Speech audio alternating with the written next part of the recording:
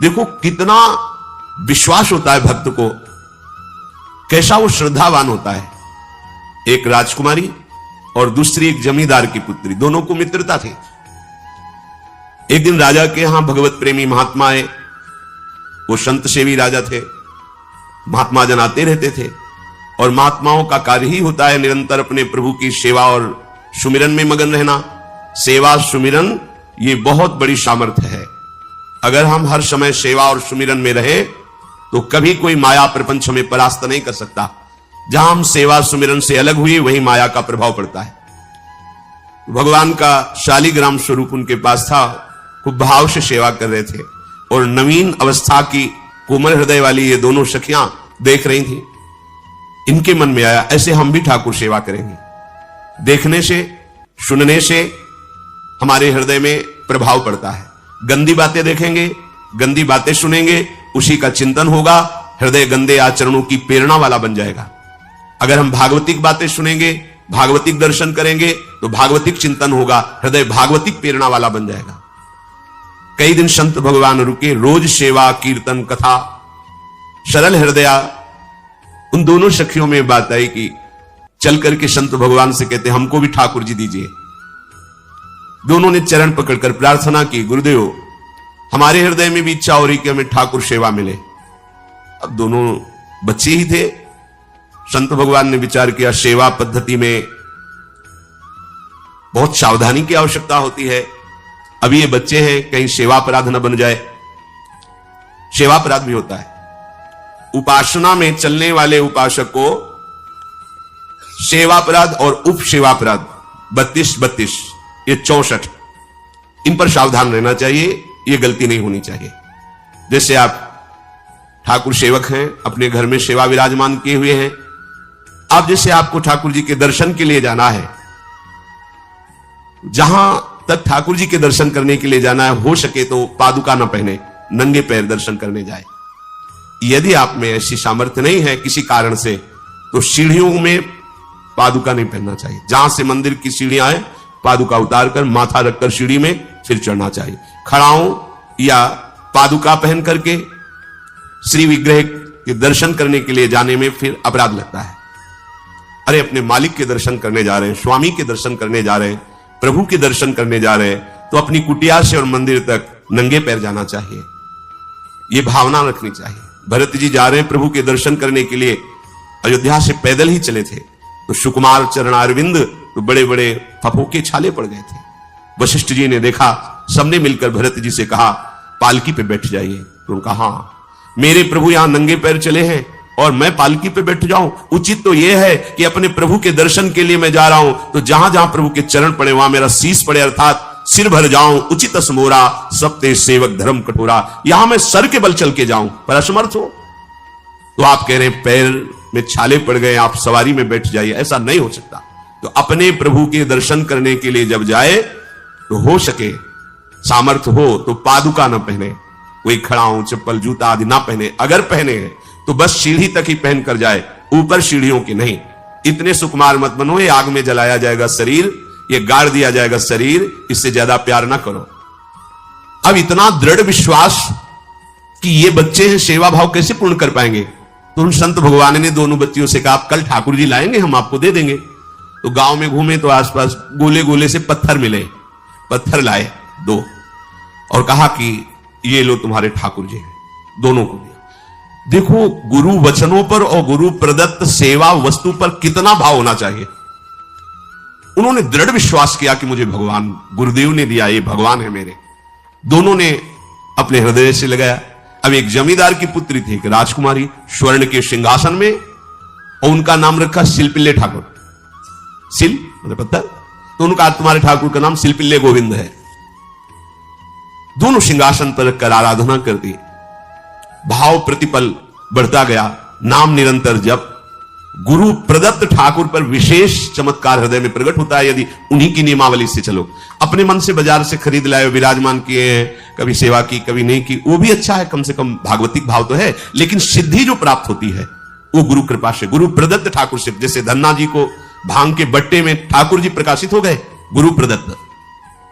अब ये सखियां जब बड़ी हुई तो इनके ब्याह की बात हुई। तो जो राजकुमारी थी उनका राजकुमार से किसी से ब्याह तय हुआ, ब्याह हो गया। अपने माता पिता से जब विदाई ली तो अपने ठाकुर जी को जो सिंहासन में थे, सिंहासन से एक सुंदर पेटी में से और गोद में रखकर, और अंदर ही अंदर जल रही है कि प्रभु मैंने प्रीतम आपको माना है, संसार के व्यवहार में ये प्रीतम बना हुआ है, पर प्रभु हमारे प्रीतम दो नहीं हो सकते, हमने हृदय से आपको माना। इसी विचार में वो बड़ी उदास है। पहले पालकियों में ऐसा राज सैनिक चल रहे हैं, पालकियों में वो बहू जा रही है और राजकुमार घोड़े पर। राजकुमार बार बार पालकी के समीप जाता, दर्शन करने की इच्छा होती है ना, तो उदास देखता, मन में बड़ी गिलानी हुई। उसने कहा, एक नदी थी, उसने कहा यहां हम थोड़ी देर विश्राम करना चाहते हैं, राजकुमारी की पालकी रखी जाए और सैनिक दूर खड़े हो। तो राजकुमार वैसे ही आज्ञा हुई। तो बात करना चाहते हैं, पर वो ना देखती है और ना बात करती है, और इतना सुंदर रूप, क्योंकि ब्रह्मचारिणी और भगवत आराधना। अब उसके हृदय में जलन हुई कि ऐसा क्या है जो हमसे बात नहीं कर रही। बस बार बार ऐसे पिटारी खोल के ऐसे ठाकुर जी को देखती। नाम जप और सेवा के प्रभाव से वो सिल नहीं रह गया था, वहां उसको सांवरे श्याम सुंदर की झांकी मिलती थी। जब अपने शिल्पिल्ले ठाकुर जी को देखती तो ललित त्रिभंगी श्री लालजू महाराज श्याम सुंदर दिखाए, अत्यंत आसक्ति। गुरु प्रदत्त किसी भी शब्द में, किसी भी वस्तु में दिव्यता होती है, बस हमारी भावना होनी चाहिए। अरे बोले ये हम नहीं दे सकते, ये गुरु प्रदत्त है, नहीं हम प्राण दे सकते, लेकिन ये नहीं। जिसका गुरु वचन पर, गुरु प्रदत्त वस्तु पर, गुरु प्रदत्त ठाकुर पर दृढ़ निष्ठा हो गई, वही सिद्ध हो जाता है। अब उसने समझ लिया कि पिटारी में जो कुछ है यही हमारे और राजकुमारी के बीच में बाधा है। दो चार दासियों को बुलाया और कहा इनको बातों में उलझाओ, पिटारी पीछे हमें दो। और प्रवीण दासियां उनको विनोद भाषा में, हंसी मजाक में बात, लेकिन वो उदासीन। धीरे से गोद में पेटी थी, ले ली, हम लिए हुए हैं, आप बातचीत में सारा, और पेटी उनको दे दी। राजकुमार ने राजकुमारी से कहा यही पेटी तो हमारे आपके बीच में बात, फेंक दी नदी में। अब तो जो उसके हृदय में पीड़ा हुई, भारी व्याकुलता। अब राजकुमार सैनिकों के साथ तुरंत पालकी उठवाई, मैं ले गया, पर वो आसक्त है, इतनी सुंदर राजकुमारी, क्योंकि भागवतिक तेज से संपन्न में आकर्षण होता है। राजकुमारी ने कहा यदि हमारे ठाकुर नहीं तो मैं नहीं, आज से अन्न जल त्याग, प्राण त्याग दूंगी अगर हमारे ठाकुर जी हमारे समीप नहीं तो। आज से अब एक बूंद पा, कैसे पिए, अपने ठाकुर को भोग लगा के पाला है और ठाकुर जी फेंक दिए गए। भारी व्याकुलता, जैसे मीरा जी कहते दृश्य बिन दुख न लागे नहीं, न रात में नींद है न दिन में अन्न जल है, व्याकुलता। अब भयभीत हो गया राजकुमार। पूरा महल इस विषाद से हो गया कि अगर नवीन राजकुमारी प्राण त्याग देती है तो क्या होगा लोक समाज में, कि अभी नवीन राजकुमारी गई, ये लोग ऐसे निर्दयी है कि ऐसा व्यवहार किया कि उसने प्राण त्याग दिया। राजकुमार घुटने में आ गया, घुटने टेक कर राजकुमारी से कहा मैं तुम्हें दुखी नहीं करना चाहता, पर मैं तुमको छोड़ भी नहीं सकता। अब हमें आप वो उपाय बताओ जिससे आप मुस्कुरा दो, आप प्रसन्न हो जाओ। तो उनका, हम अपने ठाकुर के बिना जीवित नहीं रह सकती, यदि आप हमें जीवित देखना चाहते तो हमारे ठाकुर जी लाके दो। हमारी भागवतिक निष्ठा ऐसी होनी चाहिए कि जो गुरु जी ने मंत्र दिया है, जो गुरु जी ने उपासना दी है, उसमें दृढ़ विश्वास होना चाहिए। हमारे अंदर किंचन मात्र फिसलाव नहीं होना चाहिए। और आगे जो महामहिम सूत्र है, जब तक हमारा मन प्रभु में समर्पित ना हो जाए तब तक पाप होने की संभावना होती है, बड़े बड़ों से चूक हो जाती है। इसमें यह नहीं कहा जा सकता कि हम इतने वर्ष से साधन में लगे हमसे चूक नहीं होगी, यह तो भूल जाना। बड़े बड़ों से चूक करवा देना माया का कार्य होता है, पर जिनका मन प्रभु को समर्पित हो गया है उनसे चूक नहीं हो सकती। इसलिए जो अगला सूत्र वर्णन किया कि जितने भी पापाचरण होते हैं वो सब मेरे से होते हैं, ऐसा उपासक दृढ़ निश्चय करे। ऐसा नहीं कि पापाचरण भगवान से, भगवान करा रहे हैं। जिन लोगों का एक प्रश्न होता है कि जब सब कुछ भगवान करा रहे हैं, भगवान की इच्छा के बिना पत्ता भी नहीं हिलता, तो जो हम पापाचरण, गलत आचरण, वो भी तो भगवान ही करा रहे हैं। इस विषय को समझना है। आज के समाज का जो मानसिक स्तर है, जब हम त्याग की बात करते हैं कि गंदे आचरण नहीं करने चाहिए, तो जो समझाया जाता है, जो समझ है आज की आधुनिक, वो ये समझ है, कुछ ऐसे जनों ने ये निर्धारित भी किया है कि बहुत भोग कर लेने पर फिर समाधि की प्राप्ति होती है। अगर ऐसा होता तो लाखों लोग समाधि को प्राप्त होते, लाखों लोग बिना साधना के। क्यों?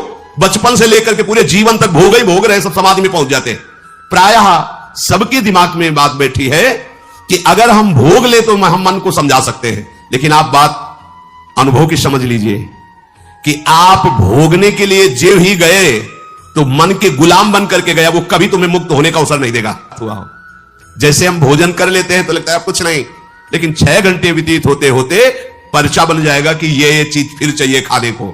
ऐसे ही कोई भोग भोगने के बाद कुछ क्षण के लिए उससे विरति हो जाती है, ठीक है, लेकिन फिर कुछ मिनट होने के बाद फिर नई स्फुरणा, नया संकल्प, नई क्रिया, नई भोग वासना सब हृदय में देख लो। इसके लिए किसी और से सलाह लेने की जरूरत नहीं। इसलिए ये जो संतों का मत है, शास्त्र का मत है कि भोगों के भोगने से भोग वासना दृढ़ होती है, कामना बढ़ती है, ना कि शांति मिलती है। लेकिन आधुनिकता में भोगों को भोगने से शांति मिलती है, ऐसी धारणा बनी हुई है, और ये गलत है। और ये इतनी गलत हो जाती है कि हम हत्या करने लगते हैं, हिंसा करने लगते हैं, पूज्य जनों के साथ दुर्व्यवहार करने लगते हैं। आज तक भोगों में इति नहीं हुई। देवयानी जी भगवान शुक्राचार्य जी की पुत्री हैं। वो इतनी सुंदर हैं कि कोई अप्सरा भी उनसे होड़ नहीं कर सकती, क्योंकि भगवान शुक्राचार्य की पुत्री जितेंद्री, पवित्र, भगवत आराधन संपन्न। बड़ा प्रसंग है, उसको ना लेते हुए हम सारांश में बता रहे। वृषपर्वा की पुत्री शर्मिष्ठा, ये असुर राजकुमारी है, दैत्यराज वृषपर्वा, उनकी पुत्री शर्मिष्ठा, और दैत्य गुरु भगवान शुक्राचार्य उनकी पुत्री देवयानी बड़े समाज के साथ जंगल में गई हुई थी। एक बड़ा दिव्य सरोवर था, तुलसी में सब राजकुमारियां स्नान कर रही थी। अचानक वहां से कोई महात्मा निकले तो जल्दी में सबने वस्त्र धारण किए, तो शर्मिष्ठा के वस्त्र देवयानी ने और देवयानी के वस्त्र शर्मिष्ठा, वो महात्मा निकल गए। वहां कोई उनको टिकना तो था नहीं। देवयानी ने देखा कि मेरे पवित्र वस्त्र, देवयानी ने वस्त्र धारण नहीं किया शर्मिष्ठा के, जो महात्मा चले तो देखा कि हमारे वस्त्र राजपुत्री शर्मिष्ठा धारण किए। तो उनका तुझे पता है मेरे वस्त्रों को स्पर्श करने का भी तेरे को अधिकार नहीं, तूने धारण कैसे कर लिया? तो उनका ज्यादा मत बोल, इतना गुमान करके मत बोल। जैसे सब सेवक पलते हैं मेरे महाराज से, ऐसे तेरा पिता और तू भी मेरे महाराज के द्वारा ही पोषित है, क्योंकि वो तो राजा है, सारी सेवाएं वही देते हैं। ऐसा नहीं बोलना चाहिए, क्योंकि गुरु पुत्री है, आचार्य पुत्री है और सम्माननीय है। पर ऐसा वो बोल गई शर्मिष्ठा। देवयानी ने कहा तुझे पता है अगर मेरे पिता की दृष्टि बदल जाए तो 2 मिनट में देवता तेरे पिता सहित संपूर्ण राज्य को नष्ट कर देंगे। मेरे पिताजी के भय से ही देवता आक्रमण नहीं कर। शुक्राचार्य मंत्रवेत्ता है। ज्यादा बात बढ़ गई तो राजकुमारी का शासन चलता है। उसने कहा इस गुरुपुत्री को उठाकर कुएं में डाल दिया जाए, और उस समय वस्त्र धारण नहीं की हुई थी, उनको उसी स्थिति में डाल दिया गया और वो चली गई। उसी समय शिकार खेलने के लिए महाराज ययाति चक्रवर्ती सम्राट